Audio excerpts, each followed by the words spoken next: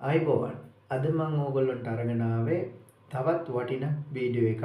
ඉතින් අද මං කියලා දෙන්න යන්නේ හැමෝටම හිස රදයක් වෙලා තියෙන විශේෂයෙන්ම කාන්තාවන්ට විශාල කරදරයක් වෙලා තියෙන කුරුලෑවලට ඊටමත් සාර්ථක ඊටමත් පහසුවෙන් ගෙදරදි කරගන්න පුළුවන් අද්භේතක් ගැන. ඉතින් මේකට අවශ්‍ය වෙන්නේ ඉතාමත් පහසුවෙන් හොයාගන්න පුළුවන් දේවල් කීපයක් විතරයි. බැලතන ඕනම පළාතක මිදුලක වැවෙනවා. හැමෝගෙම ගෙවල් වල මිදුල්වල වල නිකන් තනකොළ කියලා මේවා මේ විසි කරලා මේ උදුළු ගාලා පවා දාන දේවල්. ඉතින් බැලතන කියන්නේ ඉතාමත් වටිනා ඖෂධයක්. ඉතින් නොදැන ගොඩක් අය ඒවා පාවිච්චිට ගන්නේ නැහැ. ඉතින් බැලතන සහ අපි කවුරුත් හොඳින් අඳුනන නිදිකුම්බ තමා මේකට අවශ්‍ය වෙන ප්‍රධානම ඖෂධ දෙක.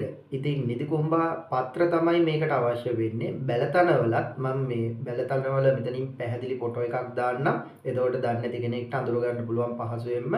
ඉතින් ඕනම කෙනෙක් මේක දැකලා තියෙනවා. දැකලා නැත්තේ නේ සමහරට අඳුර ගන්න බැරි නිසා දන්නේ ඒක වටින බෙහෙතක් කියලා. ඉතින් නිදිකුම්බ නම් හැමෝම වගේ දන්නවනේ. මම ඒකෙත් පැහැදිලි ෆොටෝ එකක් මෙතනින් දාන්නම්. එතකොට ඒ ෆොටෝ එකේ තියෙන විදිහට පැහැදිලිව අඳුරගෙන ඒ ඖෂධ ගන්න.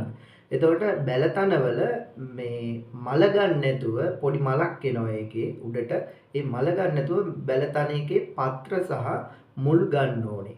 එතකොට පත්‍ර සහ මුල්. එතකොට මල කඩලා අයින් කරලා තමයි ගන්න ඕන.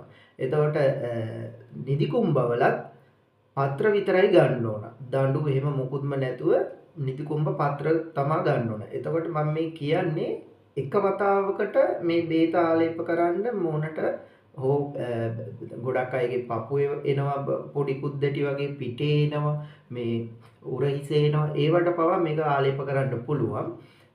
ඉතින් ඒකට බැලතන ගන්න ඕන එක පඳුරක්. මේ එක වතාවකට අවශ්‍ය කරන බෙහෙත්වල ප්‍රමාණය. බැලතන එක පඳුරයි නිදිකුම්බා මිටයි. එතකොට ඔය දෙක සාමාන්‍ය වතුර ලීටරයකට විතර දාලා වතුර ලීටරයක් විතර දාලා සාමාන්‍ය මේක හොඳයි මැටි භාජනයක තඹ ගන්න තියෙනවා නම් මේක වහන්න නැතුව හොඳට මද ගින්දරේ තඹ ගන්න. අර ලීටරේ වතුර ප්‍රමාණය එකට එකක් හිඳෙන්න දෙන්න. ඒ කියන්නේ මිලිලීටර් 500කට විතර හිඳුණයින් පස්සේ මේක අරගෙන පෙරලා ඖෂධ ටික වෙනම අයින් කරලා අර වතුර සාමාන්‍ය මද රසනේ ප්‍රමාණයට ආවහම මේකෙන් හොඳට මූණ සෝදන්න. ඉතින් ඒක හොඳට මූණ මේක ඇස් වලට ගියාට කිසිම ගැටලුවක් නැහැ. ඒ නිසා බය නැතුව හොඳට මූණ කන් මේ හොඳට පිරිසුදු කරගන්න. එතකොට මේ පපුව මේ උරපතු පිට ඒ විදිහට මොකද සමහරුන්ගේ පිටෙත් ඒ විදිහට කුද්දට එනවා. ඉතින් ඒ හැම තැනකටම මේ වතුර එකෙන් එකටම හොද ගන්න ඕන. ඉතින් එහෙම හොදගෙන ඉවර වෙලා තමයි මේ බේත හදාගන්නේ අර තඹපු බැලතන පඳුරයි අර ඒකට දාපු නිදිකුම්බ මිටයි. අර ගන්න ඕන වෙනම ඒ තැම්බිලානේ තියෙන්නේ දැන්. ඒ තැම්පිච්ච ටික අරගෙන ඒක හොඳට අඹර ගන්න ඕන. හොඳට අඹර ගන්න ඕන. එතකොට අඹරනකොට බැලතන එකේ මුල දාලා අඹරන්න එපා. දැන් මොකද අපි බැලතන මල විතරක් අයින් කළා මුල පිටින්මනේ දාලා තම්බන්නේ. එතකොට මේකේ මුල අයින් කරලා පත්‍ර ටික විතරක් අර තැම්පිච්ච එකෙන් පත්‍ර ටික විතරක් බැලතන එකේ අරගෙන නිදිකුම්බ පත්‍රත් එක්ක හොඳින් අඹර ගන්න. හොඳට අඹරලා ඉවර වෙලා ඒකට කලවම් කරන්න ඕනේ බෙලි. හොඳින් ඉදිච්ච බෙලි ගෙඩියක් ගන්න ඕන. ඒක මම මෙතනින් මේ ඒකේ හොඳ ෆොටෝ එකක් දාන්නම් පැහැදිලිව මොන වගේ බෙලි ගෙඩියක්ද අවශ්‍ය වෙන්නේ කියලා. බෙලි ගෙඩියකින් එක වරුවකට අවශ්‍ය වෙන්නේ එකපාරක් මේ බේත ආලේප කරන්න අවශ්‍ය වෙන්නේ බෙලි ගෙඩි බෑවයි. බෑවක මද තමයි ගන්න ඕන. ඉතින් මද ගන්නකොට හොඳට ඒ කියන්නේ හොඳ පැහිච්ච හොඳට ඉදුණු බෙලි ගෙඩියක් තමයි ගන්න ඕන. ඔය ගැට පැහිච්චා එහෙම එපාර. හොඳයි අර ගහෙන් බිමට වැටිච්ච ගෙඩියක්ම ගන්න පුළුවන්. එතකොට හොඳට ඉදිලා තියෙන්නේ. ඉතින් එහෙම බෙලි ගෙඩි බෑවක තියෙන මද අරගෙන අර අපි හොඳින් අඹරගත්ත අර නිදිකුම්බ ටිකයි අර බැලතන ටිකයි එක්ක මේක කලවම් කරන්න ඕන. එතකොට හොඳ තලපයක් විදියට එනවා.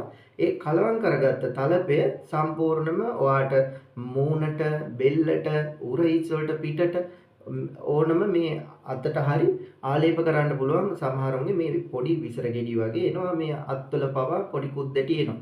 ඉතින් ඕනම හැම ඕනම තැනකට මේක ආලේප කරන්න පුළුවන්. ඉතින් විශේෂයෙන්ම කුරුල්ලෑ මුහුණේ තියෙද්දි ගොඩක් කාන්තාවන්ට තරුණ පිරිමි අයට ඉතින් මේක ලොකු ප්‍රශ්නයක්. ඉතින් විවිධ ක්‍රීම් වර්ග විවිධ දේවල් ගොඩක් මිලාදිකව මිලදී අරගෙන පාවිච්චි කරනවා. නමුත් ඒ වගේ සමහරවිට වෙන වැරදි ප්‍රතිඵල තමයි අත් වෙන්නේ.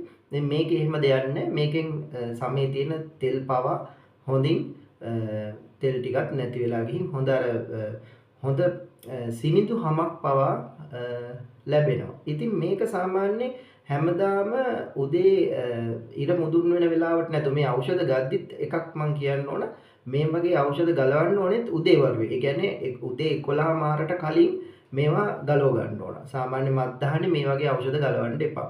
උදේන්ම ගලව ගන්න පුළුවන් නම් තමයි හොඳ. ඊට අමතරව මේක ආලේප කරනකොටත් උදේ වරුවේම ආලේප කරන්න. ඒ කියන්නේ උදෙන්ම නැගිටලා අපි මූණ සෝදන්නේ ඒ වගේ වෙලාවට අර වතුර එකෙන් හොඳට මූණ සෝදලා ඊට පස්සේ අර ඒ බේත හොඳට අඹරලා ගන්න. හැබැයි මේක වැඩිපුර හදලා ඉවරලා තියාගෙන ගන්න එපා. මේක ඒ වෙලේ හැදුවා ඒ වෙලේ ගෑවා ඉවරයි. ඊට පස්සේ මේක ගාලා මූණේ ආලේප කරලා පැයක් තියාගෙන ඉඳලා මද රස්නේ වතුර. එහෙම නැත්නම් අර මූණ හොදලා අර මූණ හොදන්න අර තඹගත් අර ඖෂධ තැම්බිච්ච වතුර එකේ ඉතුරු වතුර තියෙනවා නම් ඒ වතුරෙන්ම හරි හොදන්න පුළුවන් මද රස්නේ වතුරෙන්. ඒ කියන්නේ ඒ වතුර එක ඒ මිලිලීටර් 500 වතුර ප්‍රමාණය මූණ හොදලා ඉවර වුණා නම් ඔයාලට පුළුවන් වෙන සාමාන්‍ය මද රස්නේ වතුර ටිකක් අරන් අර මූණට ගාපු තලපේ සම්පූර්ණ හොදලා අයින් කරන්න. ඒ හොදනකොට කොයි වෙලේවත් සබම් වර්ග ඔය වෙන ලික්විඩ් කිසිම දෙයක් පාවිච්චි කරන්න එපා. ඉතින් මේ බේත් එක පාවිච්චි කරන කාල සීමාවෙම බොහොම හොඳයි. සබම් පාවිච්චි කරනවා නම් පුංචි ළමයින්ට පාවිච්චි කරන මේ පොඩි අර පොඩි අයට පාවිච්චි කරන සබම් වර්ග වගේ දේවල් පාවිච්චි කරනවා නම් ඉතින් මේක එකම දිගට දිනපතාම කරගෙන යන්න සතියක් දෙකක් කරනකොට ඔයාට තේරෙයි කොච්චර මේකෙන් ප්‍රතිඵල ලැබෙනවද කියලා. ඉතින් මේ වීඩියෝ එක හොඳයි කියලා හිතෙනවා නම් තවත් කෙනෙක්ට බලන්න ෂෙයා කරන්න. ඉතින් මේ වගේ වටින බෙහෙත් ගැන මොන හරි දැනගන්න මේ වගේ වීඩියෝ ගේන්න කියලා ඕගොල්ලොන්ට අපිට ඉල්ලන්න පුළුවන් පහලින් කමෙන්ට් එකක් දාලා. ඉතින් මේක වැදගත් කියලා හිතෙනවා නම් මගේ channel එකට subscribe කරන්න. දිගටම රැඳෙන්න අපිත් එක්ක. ඕගොල්ලෝ හැමෝටම තෙරුවන් සරණයි.